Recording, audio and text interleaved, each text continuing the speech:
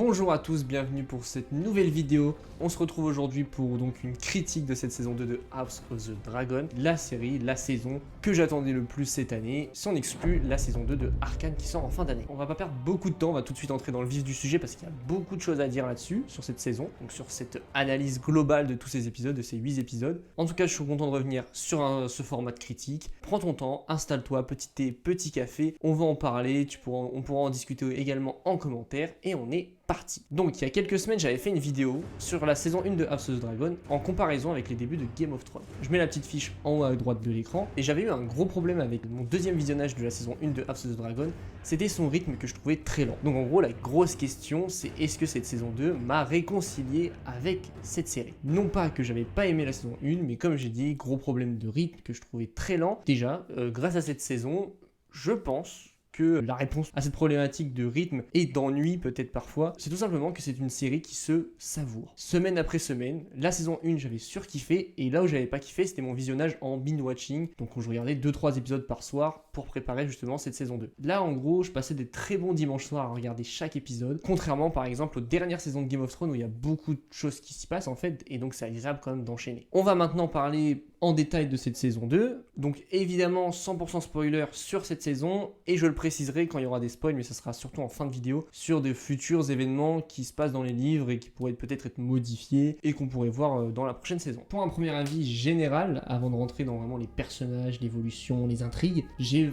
quand même vraiment aimé, ça c'est sûr.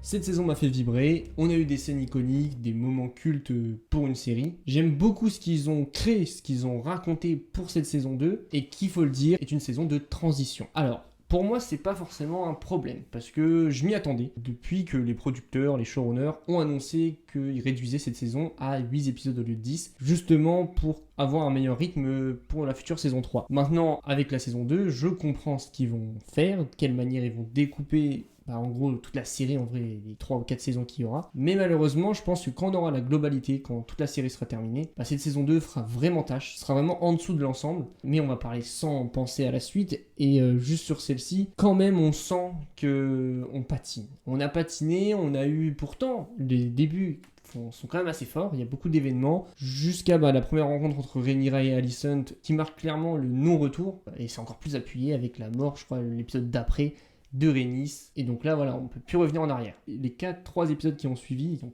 conclu cette saison. Il y a des choses que j'ai beaucoup aimées, je vais y revenir dans quelques secondes, mais il y a aussi, je trouve, dans le dernier épisode, un peu un surplace. En fait, on refait le résumé de tout ce qui s'est passé, on remet les choses à plat, on resitue tout le monde et en fait on arrive à un moment qui est un peu le même statut en fait qu'au début de la saison. Il y a une nouvelle rencontre entre Rhaenyra et Alicent qui je trouve en fait n'était pas obligatoire, où elle réexplique les enjeux, où elles disent que il n'y a pas de non-retour et que la guerre arrive, mais je trouve qu'en fait c'est quelque chose qui était censé arriver dès le début de la saison, qui était bien lancé, je le répète, et juste on a fait du surplace sur les 3 derniers épisodes concernant en tout cas l'intrigue globale de la guerre pour le trône. Après ça nous dépayse pas trop parce qu'on a été habitué comme dans Game of Thrones à des guerres longtemps teasées et qui ne sont jamais arrivées ou qui sont arrivées 6 saisons plus tard. Donc en vrai, ça nous dépayse pas trop. Désolé s'il y a eu un problème de son pour une petite partie de la vidéo, je m'en excuse. On continue donc pour parler d'un souci en fait que j'avais avec la première saison de cette série, c'est l'ambiance. L'ambiance qui est souvent liée à la musique, à la scénographie, etc. La musique est toujours bien, il y a eu des scènes iconiques en saison 1, là un peu moins, je trouve. Mais comme j'ai dit, quand on dévore la série, on est enchaînant plusieurs épisodes,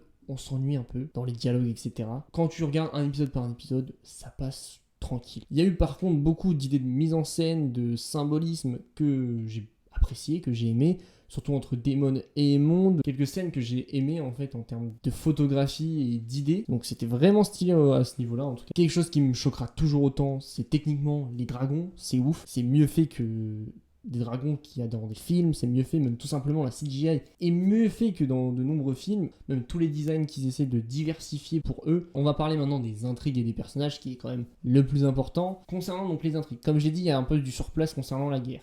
Après, il y a des évolutions de personnages tout de même, mais cette saison englobe très peu quand même d'événements de la danse des dragons. On a le début en fait avec l'assassinat de l'enfant de Aegon, on a la mort de Rhaenys, on a la semence des dragons, la semence rouge, il me semble que c'est ça le titre exactement. On a ces 3 gros événements en fait qui marquent la saison, mais c'est surtout en vrai des événements rapides. Quand on parle de l'assassinat et de la mort de Rhaenys, ça se passe en 20 minutes dans 2 épisodes. Voilà, il y a beaucoup d'épisodes, pas de remplissage, parce qu'il se passe des choses, mais où ça avance pas trop. Parce qu'il se passe des choses sur l'instant T, mais ça ne fait pas avancer le tout en fait. C'est un peu l'impression que j'ai, ils ont fait évoluer beaucoup de personnages, même si c'était très bien, bah ça a montré un peu qu'ils voulaient garder tous les gros événements pour la future saison 3. Et ça je l'ai clairement ressenti parce que je connais la suite. Après ceux qui connaissent pas la suite, je sais pas trop comment vous le ressentez, dites-le moi en commentaire. Et comme je l'ai beaucoup dit déjà, la grande force de cette saison, ça a été les personnages. On va débuter en parlant de Rhaenyra, la reine. Alors elle, clairement mise en retrait en début de saison, de par en vrai ce qui s'est passé à la fin de la première, et elle est beaucoup remise en question. C'est un peu aussi le sujet avec Alicent, entourée en fait de femmes, entourée d'hommes.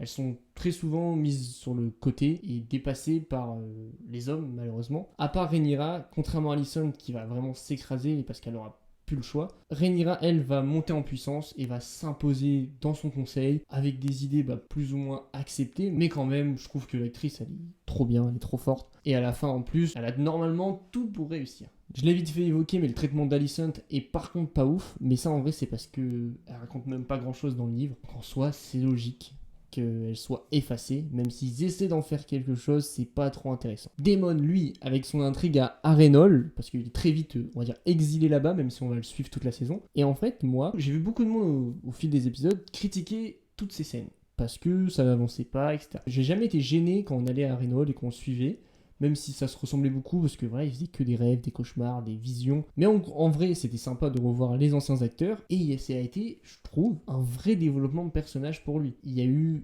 une avancée de fou, tout simplement, qui va se conclure avec sa dernière vision, où en plus on a tous ces petits clins d'œil à Game of Thrones, et l'hiver qui vient, et Daenerys. Pour Daemon, en fait, ouais, son évolution est dingue, d'un gars qui, en fait, pas été jaloux, mais voulait la couronne. Maintenant, ne la veut plus, parce que c'est tellement insignifiant il faut se préparer, en fait, à l'hiver qui vient, justement. C'est insignifiant d'avoir cette couronne, et peut-être même que c'est trop lourd pour lui, et ses visions lui font comprendre ça. Tout ce qui se passe autour avec le jeune Tully, et les Bracken, et les Nerbosk, tout ce qui se passe là, en fait, vont l'aider à lui faire comprendre tout ça, à lui faire prendre conscience de tout ça, et donc en vrai, je trouve que c'est une intrigue qui est super bien menée, même si elle prend beaucoup de temps, elle remplit bien cette saison. Pareil avec Aemond, on va continuer le parallèle entre les deux. Aemond qui a une très bonne évolution dans la continuité de la fin de la saison 1, il va à la fin carrément s'enfoncer dans une sorte de folie meurtrière, vengeresse, de colère, tout ce que tu veux. Donc ça ouais, il va s'enfoncer dedans jusqu'à même pendant la saison essayer de tuer son frère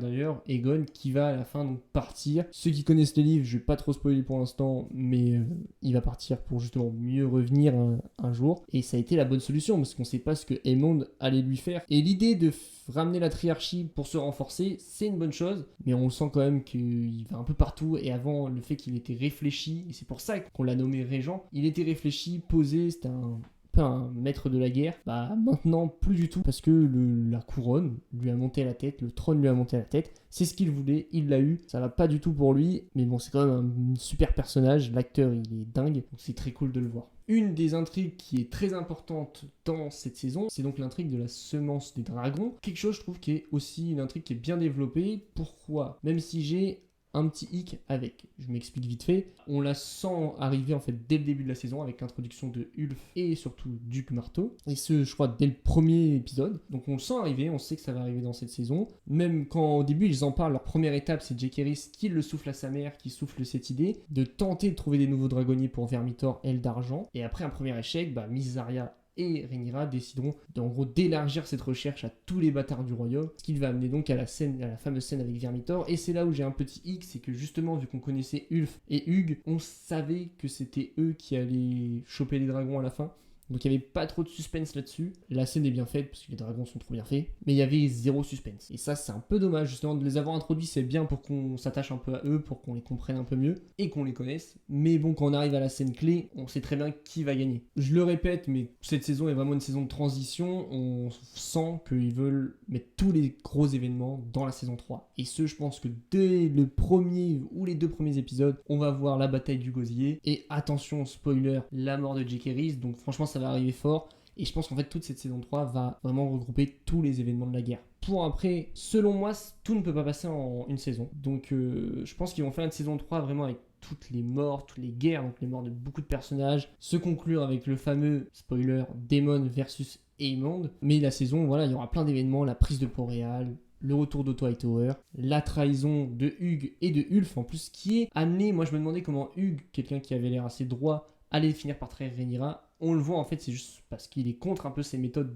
d'attaquer et de tuer des innocents. Dès le début en fait, tu sens que ça va mal finir cette histoire avec les deux, là où Adam Velaryon est carrément sur ses appuis. Et donc je pense que oui, il y aura une saison 4 pour vraiment conclure par contre l'histoire de Rhaenyra donc, et aller à la fin, à la conclusion de toute cette histoire, avec l'heure du loup, le retour de Aegon, même la fin de Aegon, enfin le sac de Fausse Dragon, tout ça en saison 4. Et la saison 3 par contre, comme je l'ai dit, va englober toutes les grandes batailles de la danse des dragons. Voilà pour moi un peu le découpage que je vois pour les prochaines saisons. Et comme je l'ai dit au tout début de la vidéo, ça fera passer malheureusement cette saison 2 pour une vraie saison de transition et vraiment en dessous de toutes les autres. C'est dommage, mais aujourd'hui quand même j'ai beaucoup aimé voir tous ces épisodes. Sur ce, on se retrouve très vite pour d'autres vidéos, manga, ciné sur la chaîne. N'hésite pas à jeter un coup d'œil et à t'abonner. Et sinon, l'année prochaine, on aura un nouveau spin-off à Game of Thrones, Knight of the Seven Kingdoms, 90 ans avant les événements de Daenerys. Et ça, en vrai, j'ai pas trop d'attente sur cette série, mais on regardera. Justement, quand il n'y a pas d'attente, ça peut être une surprise. Allez, maintenant, on conclut, je vous laisse, et puis je vous dis